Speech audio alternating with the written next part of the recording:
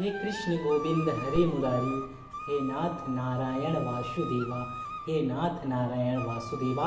हे साईनाथ महाराज, हम आपकी द्वारिका माई में बाबा श्रीमद् भागवत वृहद सचित सुख सागर की ये पावन कथा आपको सुना रहे हैं। बाबा सब भक्तों पे कल्याण करें, सब पे कृपा करें और उनके जीवन पे आ रहे कष्टों को दूर करें। और इस पाठ में अगर हमसे जो त्रुटि होती है उसे क्षमा करें बाबा। इतना आशीर्वाद, इतना प्यार हमें दें कि हम ये कथा आपको सुना पाए। और आप लोग भी अगर इस महाग्रंथ का पाठ को सुन रहे हैं तो पूरा सुने, बीच में बिल्कुल भी ना छोड़ें और अधिक से अधिक लोगों में इसे प्रसारित करें ताकि उनके भी जीवन के कष्ट दूर हो सके। और अगर आप लोगों ने अभी तक चैनल को सब्सक्राइब नहीं किया है, सब्सक्राइब कर लीजिए, निःशुल्क है। और बेल आइकन जो रेड कलर का बना हुआ है उसको दबाकर प्रवेश कीजिए साईं की द्वारिका माई में और ज्वाइन बटन को क्लिक करके आप इस धाम के मेंबर्स बन सकते हैं और आपकी सेवा भी इस धाम में जुड़ सकती है। तो चलिए अब हम प्रारंभ करते हैं 15वां अध्याय। और बाबा की द्वारका माई में ये पावन कथा मैं राम गुप्ता श्री कैलाश गुप्ता जी के आदेश पर, जो कि इस धाम के संचालक व श्री साईनाथ महाराज के परम प्रिय मानस शिष्य हैं, जिन्होंने अपना पूरा जीवन साईं को समर्पित कर दिया, उनके आदेश पर ये पावन कथा हम साईनाथ महाराज को सुना रहे हैं। इस कथा को सुनने से, पाठ करने से मनोवांछित फल की प्राप्ति होती है। हम आखिरी में आपको या बीच में हमको समय मिलेगा, आपको आज बाबा के इस कथा के पाठ से आपके जीवन में आ रहा एक ऐसा कष्ट जो अंधकार में है, जो आपको नजर नहीं आ रहा है, कैसे खत्म करें ये हम बताएंगे। तो चलिए अब प्रारंभ करते हैं इस पावन कथा को। सच्चे दिल से बोलिए भगवान वासुदेव जी की जय। 15वां अध्याय अर्जुन द्वारा श्री कृष्ण की परलोक यात्रा का वर्णन एवं धर्मराज युधिष्ठिर द्वारा परीक्षित का राज्याभिषेक तथा युधिष्ठिर का द्रौपदी एवं भाइयों सहित हिमालय में जाकर शरीर त्याग करना। सूत जी बोले, हे शौनकादि ऋषियों, धर्मराज युधिष्ठिर की इन बातों को सुनकर भी अर्जुन मुख से कुछ नहीं बोले। वे भगवान मुरली मनोहर के चरण कमलों का स्मरण करते हुए इतना रोए कि निरंतर हिचकियां आने के कारण कुछ कह नहीं सके। थोड़ी देर बाद अर्जुन ने धैर्य रखते हुए धर्मराज युधिष्ठिर से कहा कि हे पृथ्वीनाथ, मैं यह किस प्रकार कहूँ कि भगवान श्री कृष्ण चंद्र जी हम लोगों को त्याग कर सदा के लिए अंतर्ध्यान हो गए हैं। मैं उन्हें अभी तक अपना मेरा भाई ही समझता रहा, यद्यपि हम लोग उनको ज्योति स्वरूप पर ब्रह्मा परमात्मा समझकर उनकी कुछ सेवा कर लेते तो इस अपार भव सागर से बिना ही परिश्रम के पार हो जाते। परंतु उन भगवान त्रिलोकीनाथ की माया ऐसी ही प्रबल है कि जिसके कारण हम लोग उनको उसी तरह नहीं पहचान सके जिस तरह एक बार की बात है, दक्ष प्रजापति के श्राप के कारण चंद्रमा ने बहुत दिनों तक समुद्र में निवास किया, परंतु मछलियां उन्हें नहीं पहचान सकी। इस रहस्य को सब जानते हैं कि चंद्रमा में अमृत रहता है और मछलियां एवं बड़े बड़े दो जलचर जीव मनुष्यों द्वारा भक्षण किए जाने के भय से अमर रहने की इच्छा से सदा अमृत पान करने की अभिलाषा रखते हैं। परंतु इस तरह की इच्छा रखने वाले मछली आदि जलचरों ने भी हजारों वर्षों तक समुद्र में रहने वाले चंद्रमा को ना पहचान कर उन्हें केवल एक जलचर ही समझा। और उसी तरह हम लोगों ने भी श्री श्याम सुंदर को परब्रह्मा परमेश्वर ना समझकर केवल यदुवंशी ही समझा। अब जब से वे मुझे त्याग कर अपने परम धाम को गए हैं, तब से मेरी सारी शक्ति छीन हो गई है।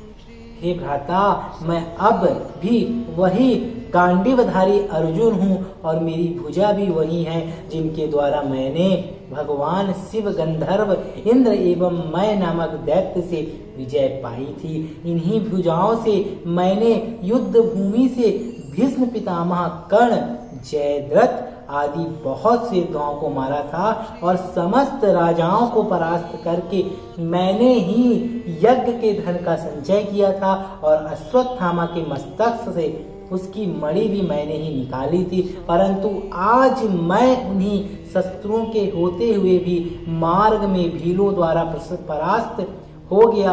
वे लोग मुझसे उस सारी संपत्ति एवं स्त्रियों आदि को छीन कर ले गए जिनको मैं द्वारिका से कृष्णचंद्र जी की आज्ञा अनुसार अपने साथ यहाँ ला रहा था। बस इसी हार के कारण मैं उदास हो रहा हूँ।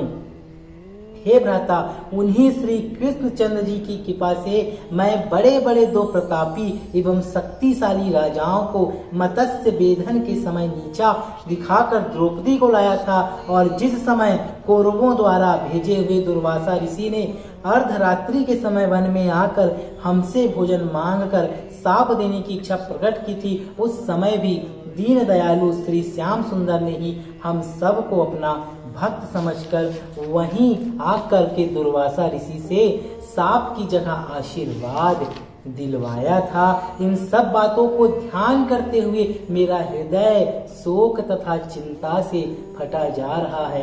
हे पृथ्वीपति, मैं उनके साथ एक ही थाल में भोजन करता था और हम दोनों एक ही बिस्तर पर शयन करते थे। वे परब्रह्मा परमेश्वर होते हुए भी मेरा बड़ा आदर करते थे। अब मैं इस तरह से मेरी कौन रक्षा करेगा, कौन मेरा इतना आदर करेगा, अथवा हम किसी के बल पर उतना घमंड करेंगे। इतना कहकर अर्जुन बोले, हे भ्राता, गोलोक धाम जाते समय भगवान द्वारिकानाथ ने अपने सारथी दारुक द्वारा मेरे लिए यह समाचार भिजवाया था कि तुम द्वारिका के समस्त स्त्री पुरुषों, बालक, वृद्धों एवं धन संपत्ति को हस्तिनापुर ले जाना, और मैंने तुम्हें जो गीता ज्ञान बतलाया है उसके अनुसार शरीर को स्वप्नवत एवं चैतन्य आत्मा को सत्य समझकर माया मोह से विरक्त रहना। अतः हे पृथ्वीपति, अब जीवित रहने में कोई सार नहीं है, इसलिए हमको चाहिए कि हम लोग तपस्या द्वारा अपने अपने शरीर को गला दे। इतना बात सुनकर अर्जुन पुनः रोने लगे। अर्जुन की ये बात सुनकर भीमसेनादि अपने भाइयों सहित राजा युधिष्ठिर ने रुदन करते हुए कहा कि हे अर्जुन, अब हम जीवित रहकर क्या करेंगे और यह राजपाट हमारे किस काम आएगा।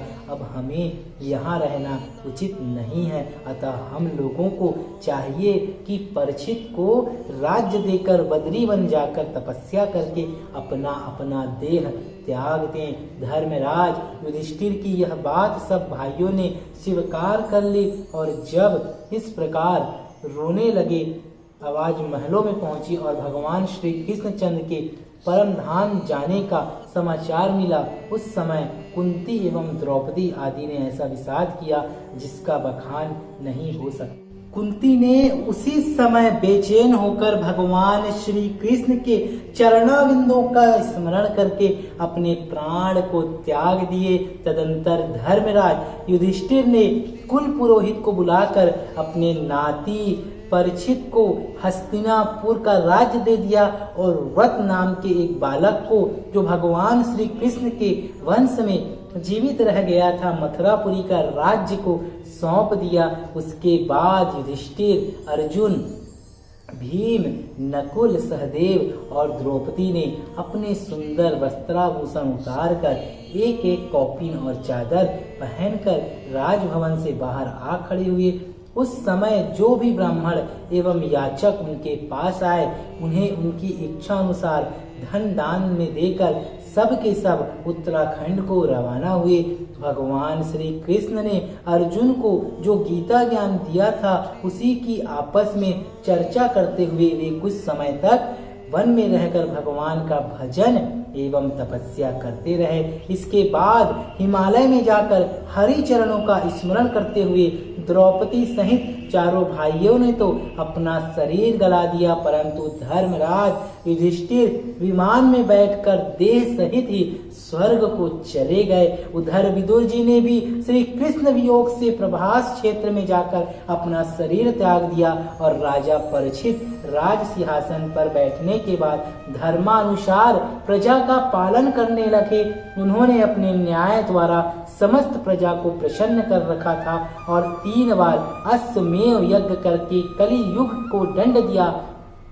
राजा परीक्षित ने अपना विवाह राजा विराट की पौत्री से किया और वे दान एवं धर्म कर्मों में इतना अधिक धन लगाते थे कि एक बार यज्ञ करते समय उनका संपूर्ण द्रव्य समाप्त हो गया और उस समय भगवान श्री कृष्ण का ध्यान करने से उन्हें कहीं से बहुत सा धन मिल गया, जिससे उनकी यज्ञ अच्छी तरह संपन्न हो गया। इसी तरह तीसरा अश्वमेध यज्ञ करते समय जब राजा युधिष्ठिर को धन की आवश्यकता पड़ी थी, उस समय श्री कृष्ण ने धर्मराज युधिष्ठिर को यह बताया था कि हे धर्मराज, पूर्व युग में राजा मरुत ने ऐसा यज्ञ किया था कि उसके यहाँ ब्राह्मणों को प्रतिदिन सोने के नवीन थाली एवं चौकियों पर भोजन कराया जाता था और उन जूठे बर्तनों को नित्यपति नगर की उत्तर दिशा के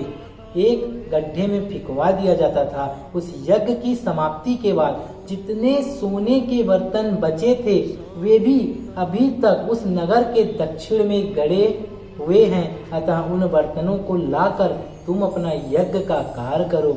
तब धर्मराज युधिष्ठिर ने उन्हीं बर्तनों को मंगाकर अपना यज्ञ संपूर्ण किया था।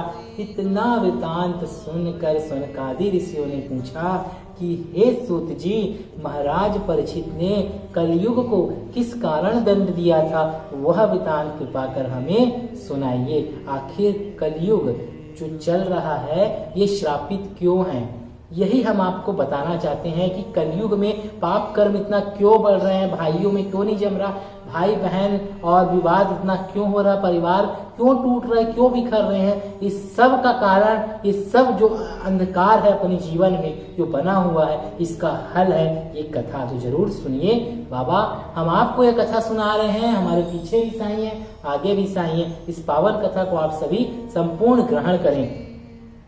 सूत जी ने उत्तर दिया कि हे ऋषियों, जब राजा परीक्षित ने सातों द्वीपों के राजाओं को परास्त करके अपने अधीन कर लिया, तब उन्होंने अपने हृदय में सोचा कि धर्मराज युधिष्ठिर के राज्य में तो द्वापर युग था, किंतु अब कलयुग आ गया, अतएव मैं अपने राज्य में कलयुग को नहीं रहने दूंगा। ऐसा सोचकर राजा परीक्षित विश्व विजय करने को चल दिए। वे जिस देश में जाते थे वहां पर ही मनुष्यों को धर्म चर्चा करते और परब्रह्मा प्रभु के गुणानुवादों को गाते हुए पाते थे, क्योंकि वहां पर कलयुग ने उस समय तक प्रवेश नहीं किया था। राजा परीक्षित उन लोगों को धर्ममय देखकर अपने प्रजाजनों से कहते जाते थे कि आप लोग भी इसी तरह अपने धर्म कर्म कहते रहिए। इस नगर में राजा परीक्षित अपनी सेना सहित पहुंचते थे। उस नगर के राजा महाराज परीक्षित का तेज प्रताप देखकर उनको भेंट देते हुए आदर सहित कहते थे कि हे पृथ्वीनाथ, हम लोग महाराज युधिष्ठिर तथा महामना अर्जुन के समय से ही आपके अधीन चले आ रहे हैं। महाराज परीक्षित यह शब्द सुनकर उन राजाओं का बड़ा सम्मान करते थे जो लोग उनके पूर्वजों तथा पितामहों का यश गान करते थे। उन्हें वे धन आदि देकर सब प्रेम विदा करते थे। इसी प्रकार दिग्विजय करते हुए राजा परीक्षित कुरुक्षेत्र में जा पहुंचे और वहां पर पहुंचकर उन्होंने एक नदी किनारे यह दृश्य देखा कि एक वृक्ष के नीचे एक वृषभ खड़ा हुआ है और उसके 3 पांव टूटे हुए हैं तथा वह केवल एक ही पांव का सहारा लिए हुए उसके पीछे ही एक रोती गाय खड़ी थी। इस समय वे गाय और वृषभ आपस में कुछ बातें कर रहे थे।